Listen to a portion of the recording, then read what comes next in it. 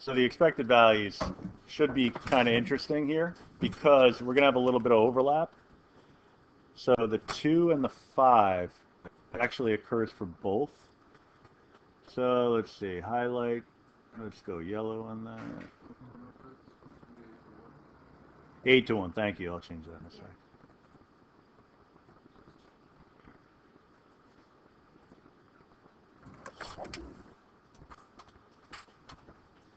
All right, so we have some possibilities here. We could win the corner, but lose the column. Column. No. We can win the column,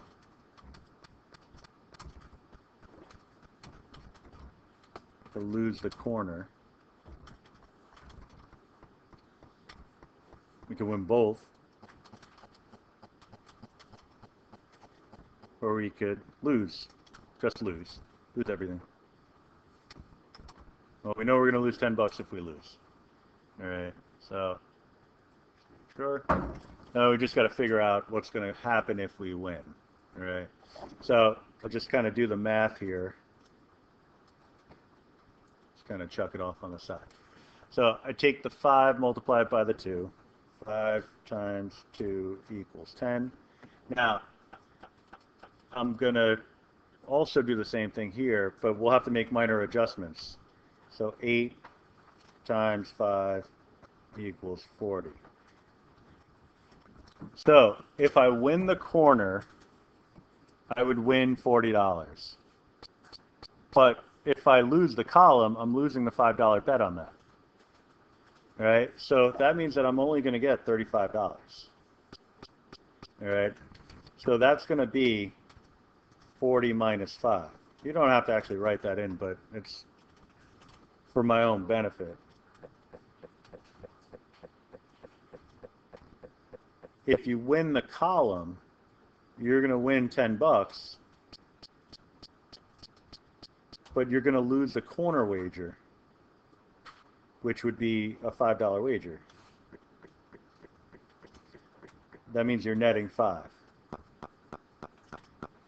So the ways in which you could win your corner but lose the column.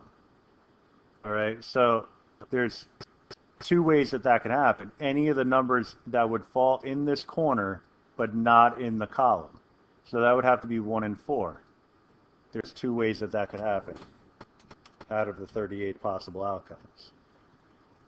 There's a $5 wager, again, giving us $5 net gain, but only if we win the column losing the corner. So if anything other than the 2 and the 5 comes up out of this corner, so any of these numbers, then I win the column but lose the corner. So 1, 2, 3, 4, 5, 6, 7, 8, 9, 10 possibilities. So 10 out of 38.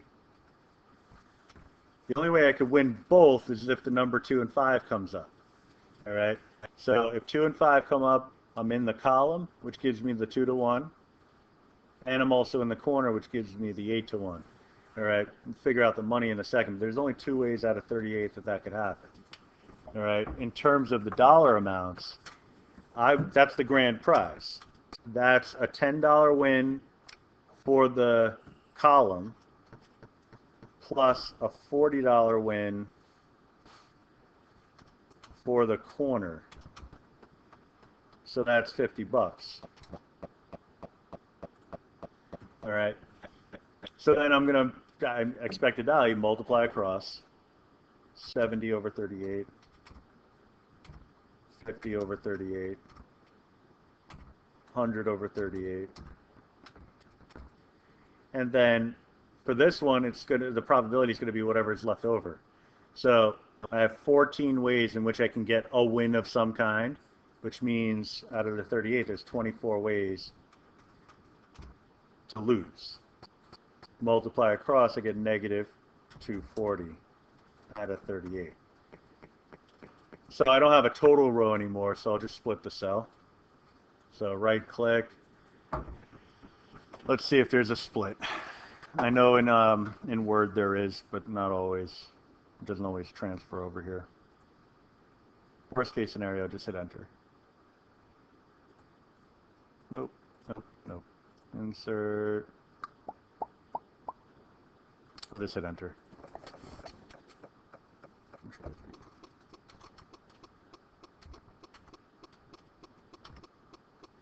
Because I don't need the totals for the...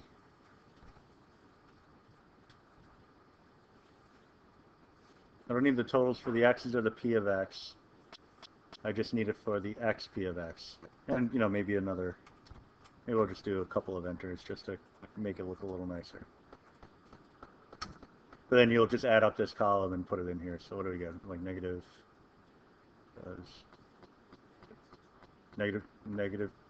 negative 20 over 38.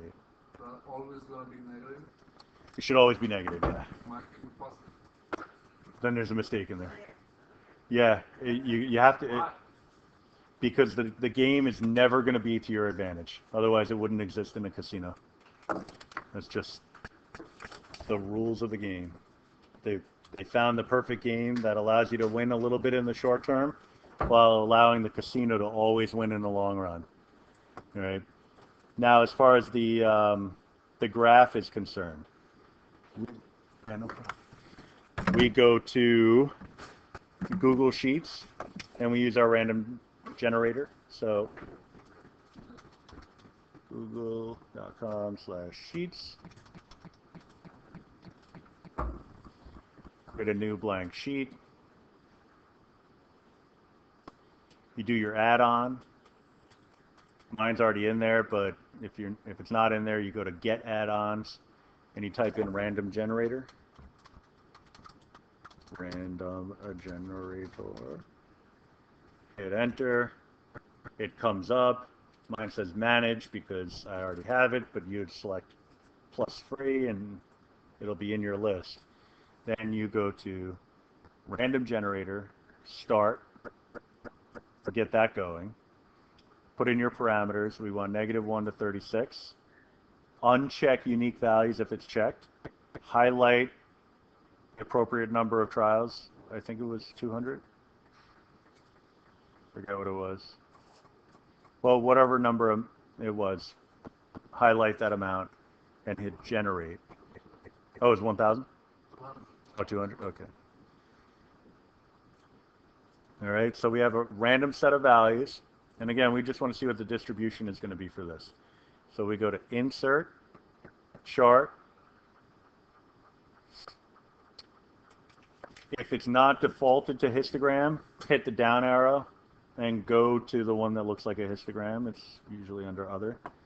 Mine was already ready to rock and roll, but you'll have to customize it because it just takes liberties in how it scales it. We don't want that. I mean, these numbers are meaningless. So you can work your way down the list, changing the style and things like that. But under histogram, I like item dividers, and bucket size should be 1. All right, that allows us to go by ones along the horizontal axis. Then you can change your axis titles. So the horizontal axis title would be the outcome.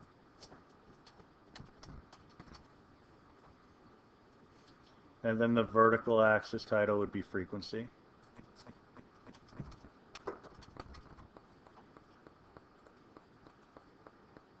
And then once you do that, you can close out of here because this pretty much tells us what we need to know.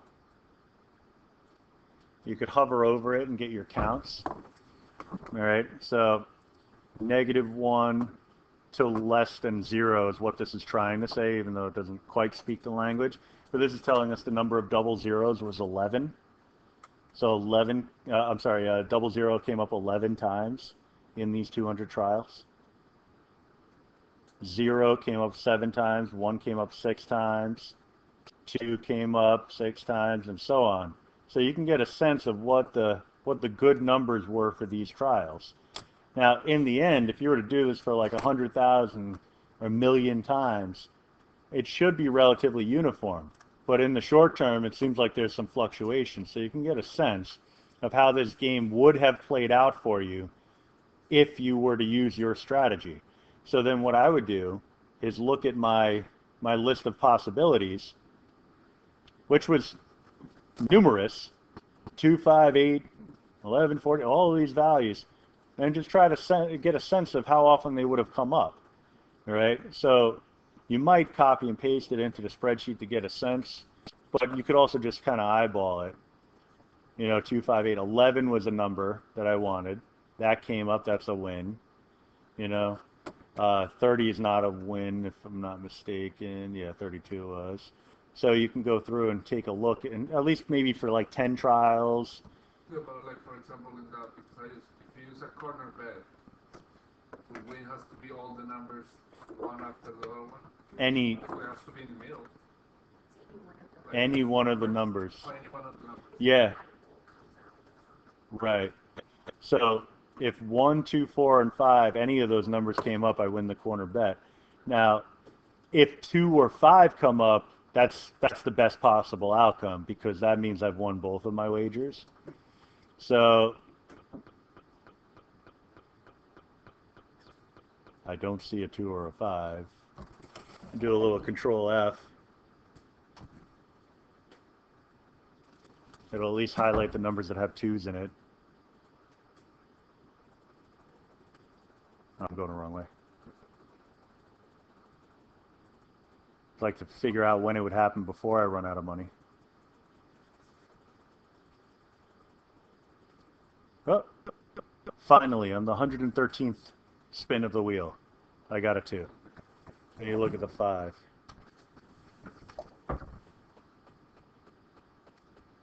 So based on this simulation, though it doesn't look like my numbers are too good, but my expected value is just as good as any other expected value, so there's no reason to think that the long-term strategy is bad. It's just it didn't pan out in this one attempt.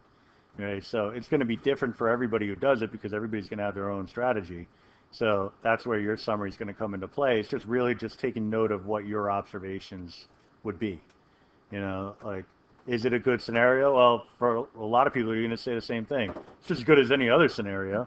It's viable, sure, because the expected value is the same as every other case. But for the first 10 or 15 trials, I didn't win a single time.